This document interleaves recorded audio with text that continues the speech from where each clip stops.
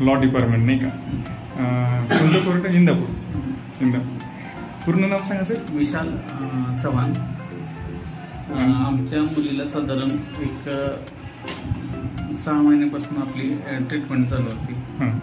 सुरुवातीला CNS हॉस्पिटलच्या काशीवाड डॉक्टरांची उत्कृष्ट ट्रीटमेंट चालू होती. त्याचबरोबर त्यानंतर आम्हाला शिंदे डॉक्टरांचा रेफरन्स मिळाला. त्यावेळेसपासून आम्ही इथं त्यांच्याकडे ट्रीटमेंट चालू झाली. पहिल्या महिन्यात 18 गोळ्या होत्या. पहिल्या महिन्यात 4 गोळ्या कमी झाल्या. आज तिच्या 18 गोळ्या पर डे डेली असायच्या. आता ती 6 गोळ्यावर आली दिवस. आणि तिची इम्प्रुव्हमेंट, शब्द फुटण्याची भाषा, चालण्याची भाषा, पाय टेकत नव्हते, पाय टेकते तिला असं. आणि सगळ्यात मोठा मेजर प्रॉब्लेम तिला गाडीचा सगळ्यात मोठा प्रॉब्लेम होता. तिला वेळोवेळी अशा फिट येत होत्या. त्या फिट येण्याच्या पूर्णपणे म्हणता 1-2,000% ते बंद झाल्यात. तोंडाची लाळ पण सुद्धा पूर्णपणे बंद झाली. त्यामुळे तिची इतकी इम्प्रुव्हमेंट आहे आणि ती इतकी शार्प माइंडेड झाली. तिला प्रत्येक गोष्टी समज येते. वेळोवेळी तिला कुठली गोष्ट सांगितली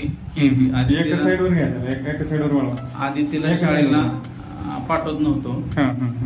आता आम्ही ह्या वर्षीपासून ती डायरेक्ट दुसरीतच जाते. ते मुलामुळं खेळते, डबा करते, सगळं करते आणि बाकीच्या गोष्टी तिला सगळ्या समजायला लागल्यात.